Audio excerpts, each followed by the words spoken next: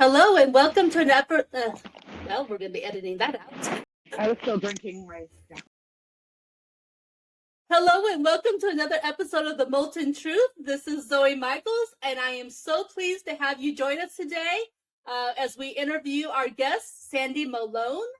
Sandy has a book series that sounds like an amazing time just reading real stories, and it's kind of a beach read, but also just, I think, would be a great gift for people who are either getting married, involved in weddings, or whatever the case. But I'm going to let Sandy tell you a little bit about herself and maybe share her website.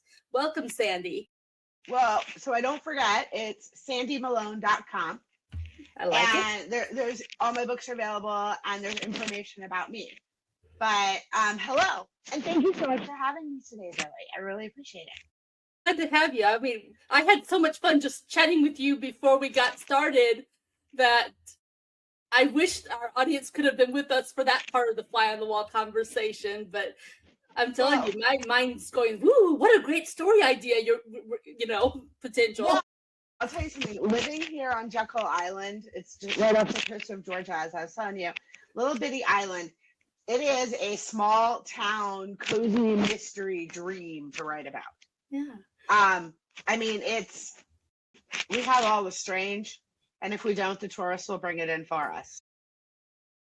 But when you write about weddings, it's a whole nother level. And as I was telling you, I wrote 5 books. The first one is Escape to Jekyll Island in the Gem of the Golden Mile series. The main character, her name is Tally Davis. She's a young wedding planner who lost her job in the Caribbean because of Hurricane Maria. Okay, I see the connection. And it's not autobiographical. I just draw from my own experience. Yes. And she comes home to Jekyll Island, Georgia, where she grew up. And she thinks she's going to spend a couple months sitting on the couch, working on her resume, licking her wounds. And instead, her aunt comes home and says, "Get off your butt. There is no wedding planner here on Jekyll right now. Go start a company." So she does. And she picks up a couple of good clients. And things are starting to go well. And she starts reconnecting with childhood friends in the area and making a life there. And one of the childhood friends she reconnects with is now a smoking hot state trooper. So things are going well, and then suddenly strange things start happening.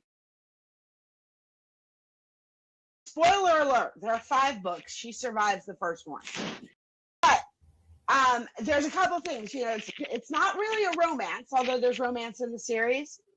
But I think because the main character is a wedding planner, it gets buttonholed as romance. It's not. Her business stories are hilarious. It's rom-com because they are my real life. These are real weddings I did. I planned more than 500 weddings on Jekyll Island in the Caribbean and in little areas around there. And everything I wrote about in all 5 of the books in the Gem of the Golden Mile series are true stories about just crazy things clients of mine did. And but they're all fictionalized to protect the guilty. I'm not looking to publicly embarrass anybody. Nobody in the wedding guests. I haven't gotten called on anybody recognizing themselves yet. That's good. But I remember them all in vivid detail. And sitting to type them and share them, I promise you, I giggled. Book 2, I laughed the most. Like, my favorite ridiculous stories. I love that. That's so great. And why not? You lived it. You've experienced it. You saw all this happening. How wonderful that you get to fictionalize it and share with people.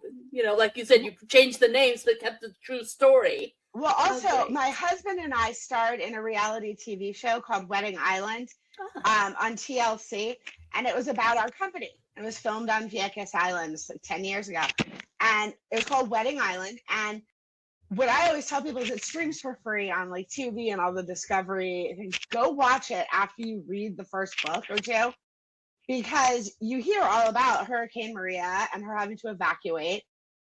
I mean, that's all a very real story. As you know, we weren't there when the storm hit, but we helped coordinate evacuations for all the people who were trapped afterwards. And we had a lot of very good friends who lived through it. And it's the coolest thing because when you read it and then you watch Wedding Island, the ridiculous, you're like, oh my God, she doesn't make up anything in the book. Like, you can't make up the things these people do. There's one bride on the TV show who literally didn't finish writing her vows until 15 minutes after she was supposed to go down the aisle. But the best part was her on the TV show over and over again wailing about, I have to write my vowels. Oh, And just in case you didn't catch it, TLC gave her caption.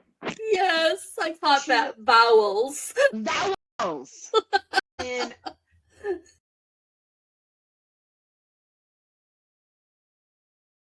you can't make it up. No. But you also, I mean, ethically, you also can't publicly embarrass the people.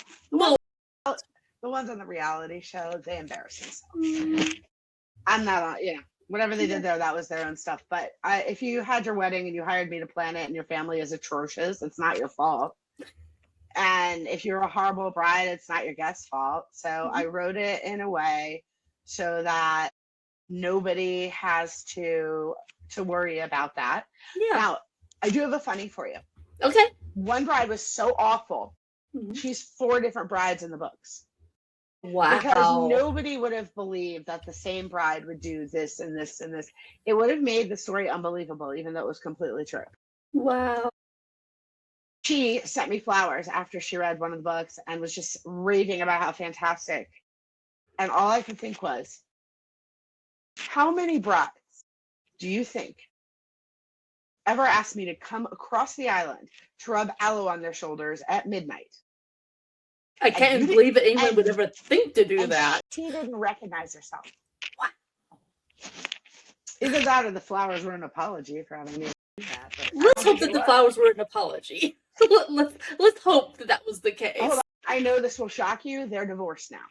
But yeah, it was a heck of a wedding weekend.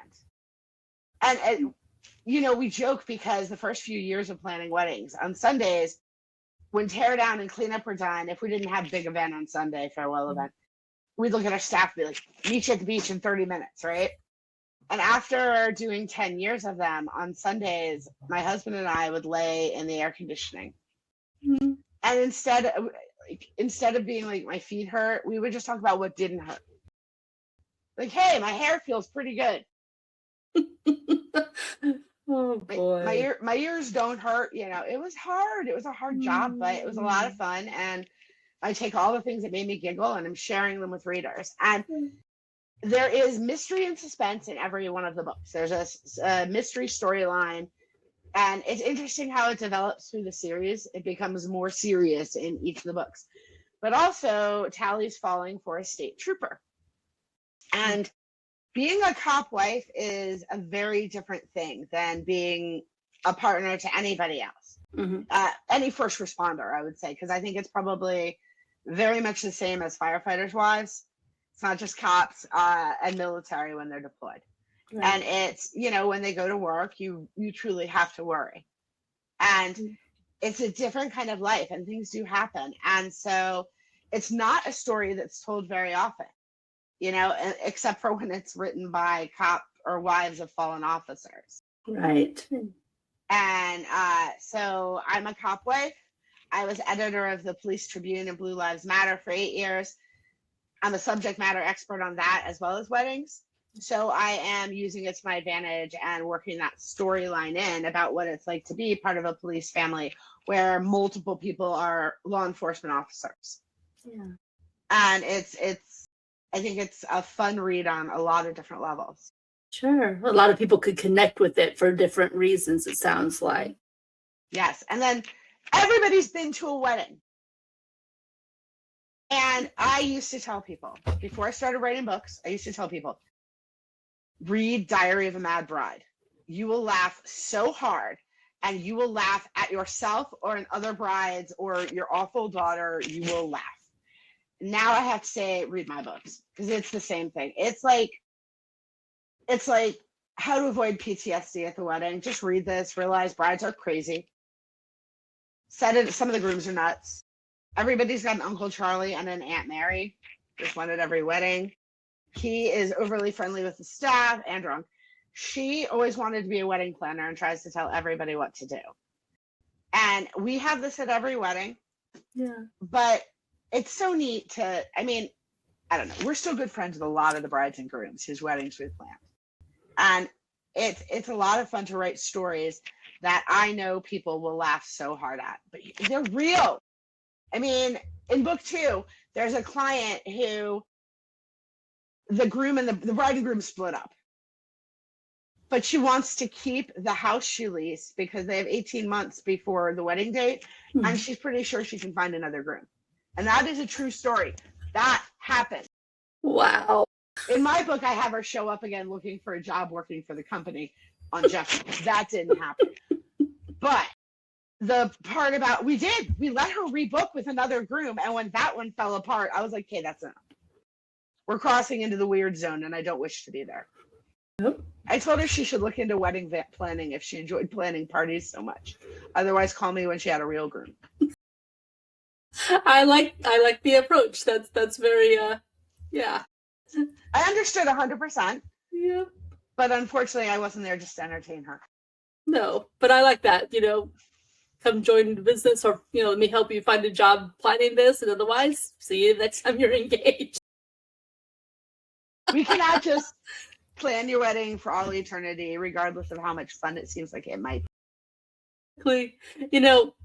You make me rethink the idea of a marriage license. I usually think marriage license, the typical, let's make sure that, there's no weird things in the lineage kind of thing. But I think, imagine a world where the purpose of a marriage license was that, hey, I'm going to be going a little loopy crazy, and this is my license for a period of time that this is allowable. Not necessarily excusable, but I'm allowed because I have this license to do that. But then it expires, and then you have to go back to sane. My husband and I frequently told grooms who were just, because sometimes they would some would come and do a planning trip on the island, and then some didn't. They did it all virtually, and I helped them with all that. But if they came in person, it was not uncommon for, at some point when we were out to lunch with them or something, the bride would go use the restroom, we'd be alone with the groom. And he'd be like, and he'd look at my husband, he'd be like, how long does it last? How long are they like? And my husband is such a good sport, but he also managed, he was a cop for 30 years, and he never shot anybody. So that means he's pretty calm. And he's like, okay, dude, it's just going to keep getting worse. 2 weeks before your wedding date, he's like, picture you're on like a horse-drawn carriage and it's going full speed, but no one is holding the reins. And that is what the last 2 weeks before your wedding are going to feel like. Just do what she tells you to do. Don't ask a whole lot of questions. As soon as you get married, the carriage stops. And it's the truth. Like, not all brides are absolutely horrible. Some of them are absolutely amazing. Some of them, it's the groom. Yep. And sometimes there's like a crazy parent in the mix. True. And sometimes wedding planning is easy as peasy. And then they all arrive and you find out the family is crazy. I had a mother of the bride who mailed me her pillows. Okay. You are coming to a Caribbean island for a wedding. You're going to be there for 5 days. And you ship, I think they were either Ralph Lauren or Laura Ashley, and there's some expensive bed pillows. And she shipped a ton of them down because she needed 6 pillows. And you just think with all the things you have to do in life, she was a nurse. I don't think she was retired yet at the time. All the things you have to do in life, you're going to be here for 4 nights and you need your specific 6 pillows. Well, and I'm wondering, are these her 6 travel pillows, and she has regular pillows at home? She shipped brand new. I think it was Bed Bath & Beyond or something. But she didn't take them back with her. She gave them to me. I swear to God, I was still sleeping on one of them till not long ago. They were nicer than my pillows. I was happy to keep them and give them a home. So they were kind of the tip. Well, that's not. She actually gave me a good tip. She was a nice lady. Oh, that's good. But it was just some of the people. She also, this was the same lady who, when she arrived, she pulls out this piece of paper. And my husband likes to tell this story. I never really think about it, but since we're talking about her pillows, she pulls it out. And I'm like, it's this medical thing. And she's like, this is my cardiac such and such. It is not good. But I wear this and this, and my watch connects to my doctor's office, and blah, blah, blah. And if the following happens, these are the numbers to call. This is my health insurance. This is my Medijet to get home. Don't you have a husband? Somebody else who needs to know these things. Yeah. I do not do medical things for your safety. Yeah. I'm a wedding planner. I mean, some of them are just, I mean, we had a lot of crazy, but we had a lot of fun. And some of the crazy ones, I mean, we had a groom who wanted a shark and a monkey at his wedding. I had a bartender named Monkey. And he was a good sported guy named Monkey who, anyway, Monkey worked the bar, and we got one of our guys to wear one of those giant Katy Perry shark suits. I was wondering, like, how are you going to pull off this shark thing? I am standing, they got married on the beach, and then I had him, or they got married, I don't know, we had him at the entrance of the reception. Mm-hmm. As they came into the villa, the door was opened by the shark. There was a shark and there was a monkey, and we are still friends with Matt and Jana Lee. They live in Nebraska. So, but we had a lot of like silly, fun requests that were, they sound ridiculous, but this groom didn't ask for anything else. He didn't have any particular opinions. All he wanted was a shark and a monkey.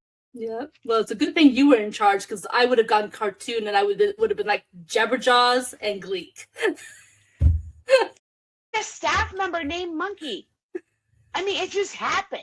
We could have had a staff member named Shark, and I would have had somebody in a monkey suit.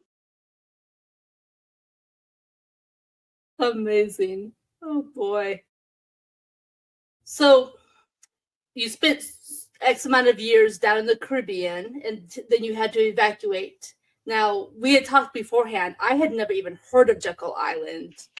Did not realize it was a real place, and it's about 2 hours below Hilton Head near Savannah. So, I mean, this is like this hidden treasure in southern Georgia. It is, and we are a tiny little island, 7 miles by 1 mile wide, and it's a historical island. The whole island is a state park, so anybody can come here now. But it started out in the 1800s when the super wealthy built the Jekyll Club here on the island. And it started out as a winter getaway and a hunting club for the Astors, the Rockefellers, the Pulitzers, so many of the people who built America, and the financial people who built America, let me be specific.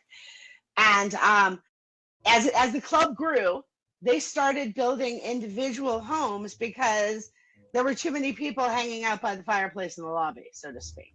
You want to hang out with the hoi polloi, right? Right. So there's the Goodyear Villa and the Rockefeller Villa, and that's not the names of them. They have names, sure, but they are absolutely spectacular homes, and they've all been brought back. Some of them are still being restored, but most of them have been brought back to their original beauty, and they're really neat because most of them don't have kitchens because they didn't eat in their homes. They went up to the club for their meals and ate in the grand dining room. And it is such a special place, but several really cool things happened here. Well, really cool depending on how you feel about it, but the Federal Reserve Act was created here in the dark of night by the famous men who did that, and they were all allegedly on a hunting trip, and they all came down on trains, and it was all super sneaky. And you know, I got to do part of a book signing in the Federal Reserve Room where it was created this fall. And I was like, launching the Pulitzer Room there. How much fun is that? So that it's anyway, so they had this like magical wonderland on this little island off the coast of Georgia. And when World War II happened, the U-boats were going up and down the coast. And that's how we got the intercoastal waterway. Sorry. The intercoastal waterway was a way to get merchandise up and down the coast and things to people that they needed, goods, without the U-boats blowing them up. And at the time, 1/6 of the world's wealth was gathered on Jekyll Island at the Jekyll Club. And they were advised, you gentlemen and your families should not be here. You know, you need to evacuate. So I guess they hopped on trains. They used to come in on their yachts. I don't think that would have been a good time to evacuate that way. No. And away they went. And at the time, there was no causeway or bridge to Jekyll. You had to take a boat to get here. So they evacuated. They went home. And when the military came in, just like it did on St. Simon's Island, and then set up during World War II, in little bits. And then when the war was over and the millionaires thought they would come back, and some of the caretakers had stayed on the island at these big properties, the governor of Georgia handed them a check and said, "Congratulations, we have taken the island by eminent domain. It is now a state park." And for a number of years, they allowed the hotel to fall a bit into disrepair, but it's all been restored now. Yeah. The mansions have been restored. I mean, there's still a few that are being finished, but the whole thing is just this incredibly beautiful historic gem. And it's quiet here. The top speed limit's maybe 35 in one section, but it's mostly 25. We don't have any stoplights. We have one traffic circle, and the animals have right of way. Alligators, deer. There was a possum walking up the middle of my lane the other night. Like, yeah, I know you have to go around me. Black and tan coonhound, and he doesn't chase anything. It's because he knows they have the right, huh? Well, it's like we moved here and they were like, "Let me explain, city boy. We were here first." Have you met Holly Gutwilliger? Have you met her yet? No. No, she would love that story. And she writes books about animals. I can just picture her what she would do with that story. I have to tell her about George Jekyll. He was this really fat raccoon that used to hang out in our backyard. Yeah. When we first got, we have a guest house in the backyard. And it was here when we got here. And when we first got here, the backyard was just overgrown and insane because the people who owned the house were elderly and they hadn't used the guest house in years. They'd just been renting out the main house because they were too old to come down. So once we beat back what was in the backyard and got things cleared out, we noticed there was this one raccoon who had come and he would lean on this big tree about halfway through the yard. And he would put his elbow out and like lean on the tree and give us stink eye. And we didn't know why. And the dog was giving him stink eye, but they weren't really barking at each other. And we realized he's probably like, "Dude, it's an Airbnb. When are you leaving?" Nobody told George that we had bought the house. So this went on for a couple of weeks. We'd see him out there at least once a day. Like, "Are they gone yet?" And then, horror of horrors, we put up a fence. Well, remember I said he is a big raccoon. Right. He's been over a couple of times, but he is too wide to come between the bars of the fence. And now if he sees, well, I haven't seen him in a while, but he would stop and give me a dirty look. I love this story. I'm so picturing a cartoon raccoon in my head at a bar, hanging out, watching, just having the attitude. And well, I get a call from my across the street neighbor, Susan. Susan's in all my books. She's a real person. She's a hoot. I get a call from her. She's like, "Sandy, what are you doing?" "Working." She said, "There's an alligator in my front yard." "How big?" Because the last alligator Susan had was like this big. And it looked like it was hanging out with her doorstop. You know those dachshunds you scrape your feet on by the front door? There was this little alligator sitting next to it like he was looking for a friend. So I'm like, "Susan's got another alligator." No, she's like, "Sandy, it's a big one." Okay, I'm curious now, right? Because we haven't lived here that long. I'm so excited about alligators. So I get my phone, I go out. There's quite a few neighbors out there now. Because the alligator had come out of the marsh. It's mating season. Sometimes they have to cross the street to get to visit somebody. Yeah. And he got confused coming back because some of us are rude and we have fences. And so he was required to walk down several houses to find a house without a fence. And then he went right back to the marsh. I mean, he was not interested in having anything to do with us. But he went all the way up on our friend across the street, Nikki's front porch. Like all the way up and was standing at the front door like he had rung the bell and was waiting for somebody to answer. And I got the best picture. And she was in Europe on business. And I posted it to Facebook and was like, "Nikki, you have visitors." She's like, "Wait a minute, that's my house." That's what I said. Anyway, he eventually made his way down a couple of doors to where there wasn't a fence, and he went back. And we've never had an alligator bite. And they said we had a shark bite, but we didn't. If you pull a shark into your fishing boat Mhm. and you try to get your favorite hook back, that is not a shark bite. That is a Darwin moment. Yes, I can't disagree. That's an incredibly stupid thing to even try. Yeah, if you leave the alligators and the sharks alone, They'll leave you alone. yeah. And here it's the Yeah. law. Yeah. That's what I'm picturing in my head. You mentioned Darwin. I'm picturing a comedian, Bill Engvall, the whole "here's your sign." Okay, you know those bird feeders that they sell that have a thing on the bottom that spins in a circle and throws a squirrel across the yard if they try it? Yes. I want one, and my husband won't let me have one. He says it would be mean and they might break windows. But we just put a screened-in porch on the back of the house, and I had been leaving them alone when they attacked my bird feeder. I had not gotten aggressive. And I was away doing book tours. I went up to New Hampshire for the New England Book Ball, which was, by the way, so much fun.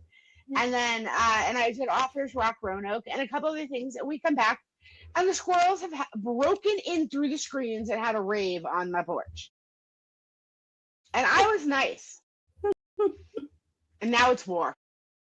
Sounds like you need to hire George the raccoon as a bouncer to kick them out. No, are you kidding? They're all in cahoots. They know that all they got to do is march up in their little animal like t-shirts they put on when they're angry, present a written complaint to the Jekyll Island Authority, and the resident would be in trouble. You do not want to make the animals angry here. So it's like the animal mafia kind of a thing. Yeah, and the phone number to call if you have an alligator in your yard or you see an idiot doing something they shouldn't be doing, we call it the wildlife snitch line. If animals could actually talk, ooh boy. And Ranger Ray and his team respond to it. I mean, they're great. We love them. Like, where else can you call and be like, I have an alligator on my porch that I don't want to get to know better. Please come get your alligator. So do any of these animals ever sneak their way into your stories as you're telling these stories about these brides and such? Because I haven't. I mean, I mentioned the fact there's alligators because you can go to Horton Pond and look at the alligators. And we have these incredible dolphin tours. Captain Phillip does these tours. They're pontoon boats. And it goes up and down the river, and you frequently see all kinds of different things. Yeah. But and you'll run, when I say run into them on the road, you will stop and you will yield and you will wait until the alligator finishes crossing the road. So there's an alligator. His name is Striker. And he's got girlfriends on like a couple parts of the traffic circle. So during certain times of the year, he would cross the traffic circle multiple times. And it happens to be near the one and only gas station and fast food restaurant on the islands, the Dairy Queen. And so people are known to come out and watch if you hear Stryker and his girlfriend bellowing, because he usually cuts across the traffic circle.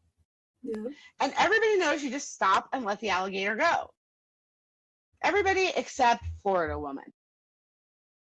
Now, you know how you always see Florida man did such and such in the news, and it's all... Everybody knows you just let that alligator keep walking. And this woman didn't think he was walking fast enough, and she got out and started hitting him with her purse. Yes. Oh, so, my goodness. It happened before I moved here, but it is a story that is told. And so allegedly, Stryker was like mad, so he just sat there. And for hours, he didn't move. And so the state troopers just shut down the traffic. And I believe she was cited. God knows for what. They just should have fed her to Stryker. But, you know, I understand people in Georgia keep pool noodles inside the front door to, like, poke things away when they open the front door in the morning. We don't do that, okay? The alligators are not randomly waiting for us. There's some manners here in Georgia. Except for that one that was waiting for your friend who was in Europe. The one at the front door. The exception to every rule, right? Yes. But yeah, generally speaking, they're waiting to pounce on you. Not a bit. We also have the most sea turtle nests on the eastern seaboard. And the Georgia Sea Turtle Center is based here. And that's actually, we'd come here on vacation years before because my husband and I have a fascination with historic hotels. Yeah. And then we were looking to move down here. My mom was in Jacksonville and she had Alzheimer's. And we were going to need to be closer, but my stepdad was ill and he was in hospice. So mom was not moving. And so we ended up coming down here. And when we hadn't found it yet, we came on vacation with friends and they were coming out from Montana. And she said, I want to see sea turtles. I was like, girl, got to go to the Caribbean for a guarantee. But they do have the Sea Turtle Center here, and they have, you know, guided walks and hikes and checking the nests and things like that. This is the place. So I did all the research, and then I called and spoke with a biologist at the Georgia Sea Turtle Center here. And I asked, what do you think? You know, I know you can't give me a when to come, but she's coming all the way from Montana. What is our best chance? And they were like, August, later August. She saw turtles almost every morning and evening we were here. Nests were, it was just amazing. And it was, I don't know, a good sign. And she kept saying, why aren't you guys looking for houses here? I said, very hard to get a house here, you know, and I didn't think we would be lucky enough to be able to afford a house here. But the right house was available when we started looking, and we had to gut it. I mean, we had to do a lot of work. It was built in 1970, and that's the last time somebody changed something in it. But it is incredible here. And the level of creativity that I feel, I really wish I didn't have to do anything except write all day long. I would like to sit out on my sun porch. And you know what? If I sat out there, I don't think the squirrels would dare to have raids on my porch. And I would write all day long. But unfortunately, as you well know, being an author has many more layers than just the writing to it. That's so true. So true. Yeah. I don't think people realize that we don't get to just write and that be our job. We have other work we have to do to support our love of writing. Yeah. And my finest wish is to be of the level of success where I can afford to pay somebody to do those things, so I can sit and write all day. Right there with you. You know? That maybe editing and other stuff for me as well, because I love the creative part, but now let's go back and, you know, look at it for the critical eye and fine tune it. I don't mind that because I was patience. Sorry, I didn't mean to step on either. No. I was an editor for a long time. So it makes me a very, very clean writer. Nice. And the way that I write every day when I sit down to write, I go back to what I wrote the day before and start there with a very heavy edit. So I end up with a pretty clean document when I get to the end of it. I don't mind the editing. I mind the marketing. Yes, that is for me worse than the editing. For sure. You know, I just want to hide myself in my house with my dog and cats and be done with it. The first time I had to deliver books to a shop on the island, it was at the big the gift shop in the Mosaic Museum. And my books had just arrived, and my husband was all excited, and we drove them over, and I couldn't get out of the car. I sat there and cried because it feels like you're stark naked walking through the lobby. It's horrible. It's scary. And I mean, I'm grateful for every book signing opportunity I'm offered and every book event where I have a table. I'm grateful. I love to do it. But I'm not going to lie, I'm scared to death right up until things start going well. And they always do. There's no reason to worry. And if something goes wrong, you're surrounded by other authors who've been in the same boat and know what you need to do. It shouldn't be scary, but it is. I get you. It's like putting your heart on your sleeve. Yep. So I haven't gotten to that level where I've done book signings yet. I know that's in my future at some point, but so is it a group thing then? Are there multiple authors there for book signings? No, it depends. My first book signings, I would say like the first 30 I did were all at stores or museums or arts associations, that kind of stuff, where I was the only author signing. Okay. And that's what I was expecting. Books 1, 2, and 3 were coming out. But what I discovered over the past couple of years are some really fantastic book events. And I don't know when they all started happening. I just know that these did not exist when I was in my 20s and would have loved to attend them as a reader. But like this Authors Rock Roanoke thing that I went to a couple weeks ago in Roanoke, Virginia. Yeah. It was a couple days of real opportunities for authors to network and then for readers to meet authors. Now, I've done over the past couple of years a few crazy ones and a lot of really well-run ones. I'm not going to say which were which, but up and down. Actually, I say all over the U.S., but kind of all over the U.S., mostly on the eastern side of the U.S. And there are book events on a regular basis. The New England Book Ball, Zoe, you should do it next year. The New England Book Ball is in New Hampshire. This year it was at the Mountain View Grand, which is a really pretty historic hotel. Next year it's at the Omni Mount Washington, which is super famous. It was under renovation this year, and that's why they couldn't do it. It was so much fun, and everybody was in costume for the ball, and everybody was dancing. I mean, people were really up there dancing and having a great time. Nice. And that was an opportunity for readers and authors who had met each other at the book fair to like have a great time, be silly. No one's required to go, but I was really happy to see everybody there, and just so much fun. And then the readers that come through these things, these book events, where you have like somewhere between 50 and 100 authors usually. Yeah. Some of these girls, they have the most elaborate little carts that they pull their books around in. Wow. And like some of them have personal limits where when they get to the full cart, they have to stop. Some of them go out and empty it into their car and come back. Wow. And it is neat. And I met people who drove from far away, not to see me, unfortunately, like to see some of the other big author names that were there. But, there were people in New Hampshire who had driven hours and hours from other places. And I thought, how incredibly cool is this? Right. So I think those book events are neat. I did the Nevermore Book Ball in Tybee Island, just by Savannah, last year, and that was super fun. There's one coming up called Feel the Heat Savannah that I'm not going to be able to do, but I've got a grandson getting married this summer, and so there's also bridal showers and activities and things coming up, and more inspiration for future books. It would have to be something like outrageous done by somebody who wasn't a loved one of the bride or groom. Yes. Because I don't want to hurt people. And that's understandable. I want it, but I want to be funny. Don't think I won't file it away for 5 years from now. There you go. Exactly. You know which book I want to write? I want to write one, and here's my title. Okay, I'm claiming this: Wedding Confidential. And the premise is, your wedding planner does not have to honor your confidentiality. Ooh. She's not an attorney. We're not doctors. We're not attorneys. What makes you think we can't tell the entire world what a jackass you behave like? Pardon my language, but there is no confidentiality clause in wedding planning. Right. So I just think it would be fun one day to write a story about like a wedding planner to the rich and famous who like has it up to here and goes gossip girl. I like it, like a wedding tell-all.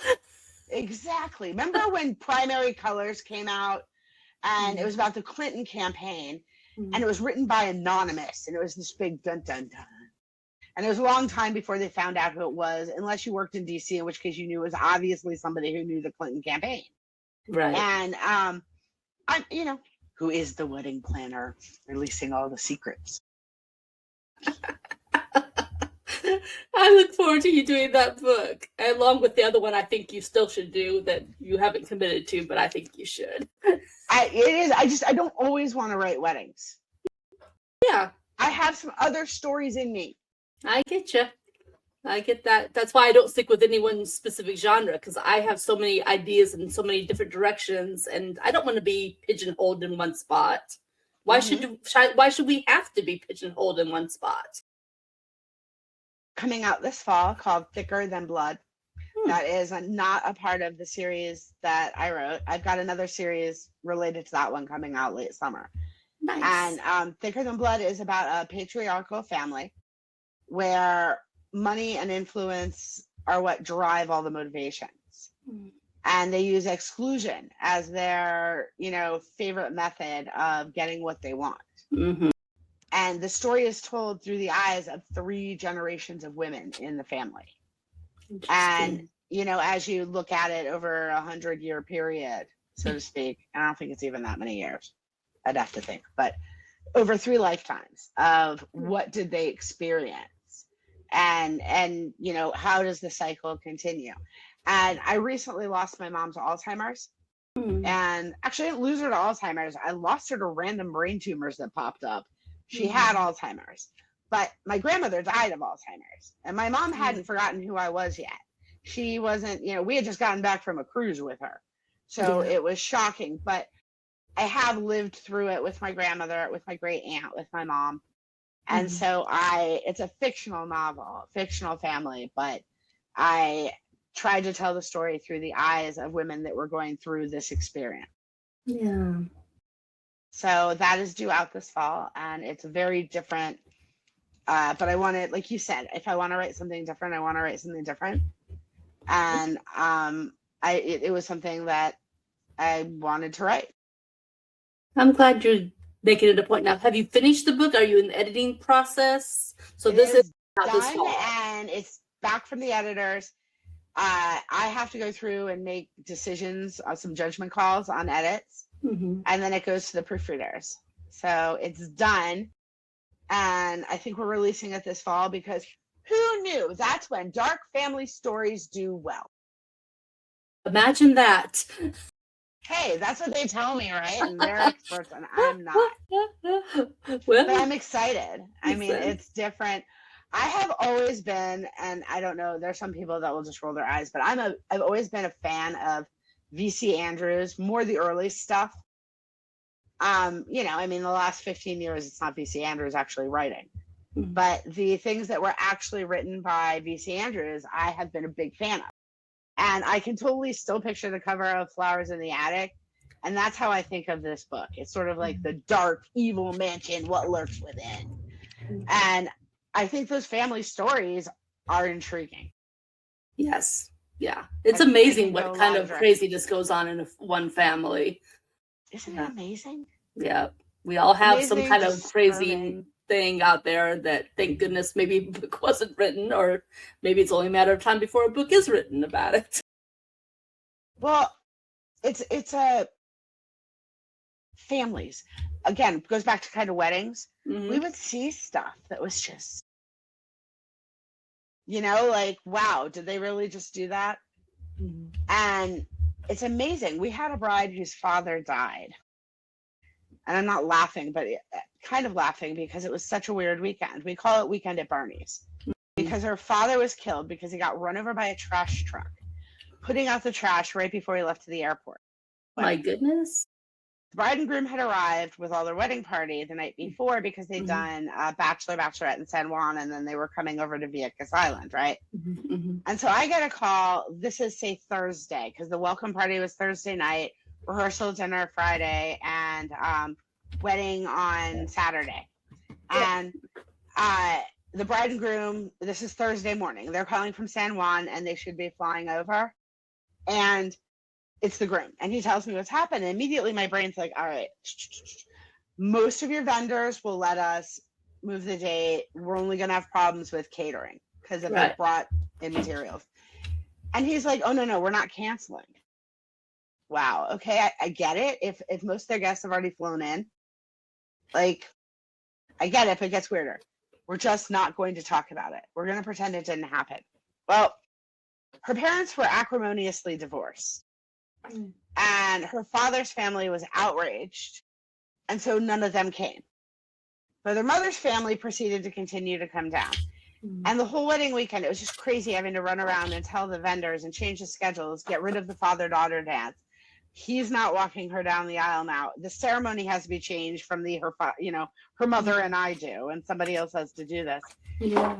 For God's sakes, take We Are Family and everything else off the playlist, right? And we couldn't talk about it. And the guy was dead. And there was really some family hostility about the whole thing because the bride and groom had to cancel their honeymoon and jump on a plane the day after their wedding to fly back to make it in for the viewing because the father's family refused to hold it for a few days till they got back. And we called it Weekend at Bernie's because there was no acknowledgement that this man had just died. There was no, I mean, I'm not a fan of when people like dress an empty chair in the sports apparel of their father's favorite teams.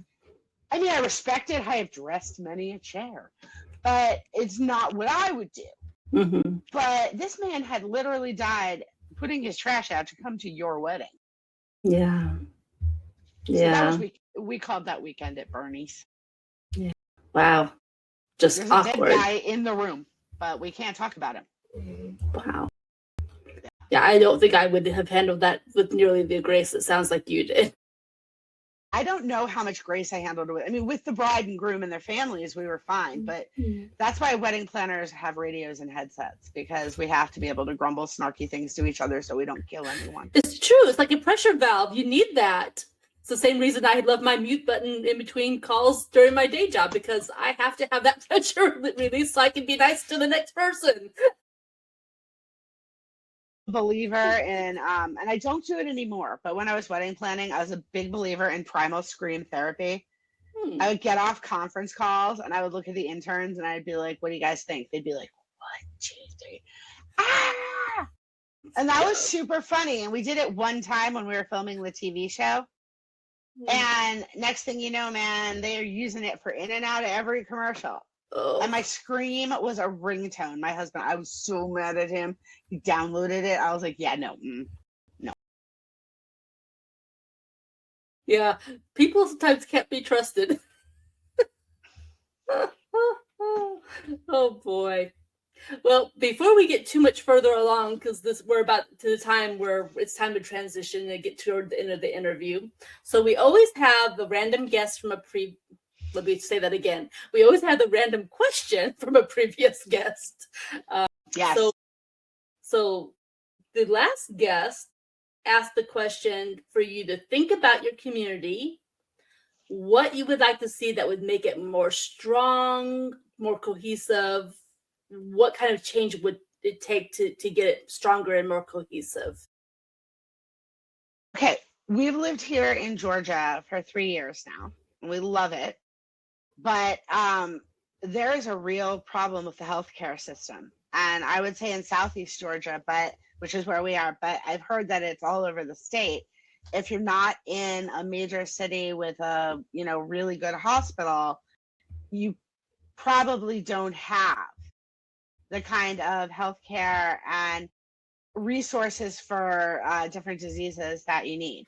And it's little things like our local hospital has flunked the JCO inspection the last 3 times. It went through, or 2 times, whatever. I don't want to speak inaccurately, but there's not a well-certified hospital nearby us. Now, anybody who can afford to goes down to Jacksonville to the Mayo Clinic, just like people go up to Charleston. There's different things, but not everybody can do that. Not everybody has the kind of health insurance that lets you do that. And I understand that it has a lot to do with the way the state regulations are, because in most states, the regional hospitals have all been taken over by the larger healthcare systems. Like I was from Washington, D.C., and once upon a time, Georgetown was its own hospital, and Johns Hopkins was its own hospital, and so-and-so, and it goes on. But now you've got the Adventist chain. You've got the Johns Hopkins chain, you've got MedStar, all the different things. And it seems like they fought that pretty hard in the regional areas and the counties. And I think maybe when everybody's so worried and arguing about health insurance and everything going on in DC, we don't even have the kind of doctors and testing facilities that we need in this area. People have to wait entirely too long to get the kind of health care that they need. And we need more resources for it in this region. And that is something that would make this community a lot stronger if we had a better healthcare system, because that would provide more support for the residents across the board. Okay. I appreciate that answer. Did you have a random question for the next guest? I do. I came up with 2 and I decided one was too weird, so we won't do it. But if you were writing your life story tomorrow, what would you title your autobiography?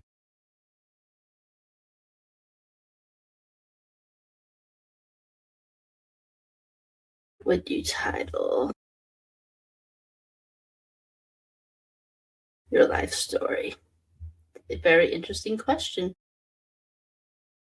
So, as we wrap things up, I had mentioned that this specific episode is going to launch on June 27th, which is just in time, like a week or two, I think, before your next appearance. Do you want to share with our audience? I've got a few things going on this spring because I have a grandson getting married in July, but I will be in Skipwith, Virginia at the White Oak Preserve Blueberry Festival the second weekend in July. I think that's the weekend of the 11th.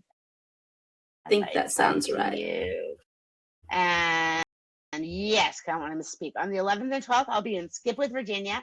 And it is an amazing blueberry festival. And what a lot of people don't know is that Tiffany Copeland, who's now Tiffany Jones, she and her husband own the property. She's from the TV show Below Deck. That's how I know her. And she owns it, and it's neat. So it's a lot of fun. I'm looking forward to going to be a part of it. And I hope that anybody with a love of blueberries in the Virginia region will come join us. But also, I do lots of signings and things. And people should reach out if they've got a book club. I don't charge to come to your book club.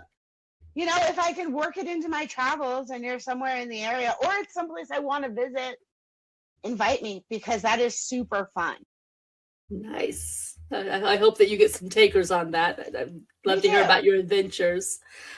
You know, I have really just enjoyed having you. I can't remember the last time I had a guest where I laughed so much during an episode as we recorded it. So I have thoroughly enjoyed our conversation. I'm hoping that our guests enjoyed as much as I did. I can't imagine that they don't. If you did enjoy this episode, please check out sandymalone.com. Please like, share with friends, you know, follow the Molten Truth on YouTube or wherever you found us. But please, you know, help us grow, and please check out Sandy's work, her books. Like I said at the beginning, I hear they're an excellent beach read and also a great gift for some friends. So please be sure to check it out. Thank you so much for having me today. I really enjoyed having you. Thank you, audience, for joining us. Let me see.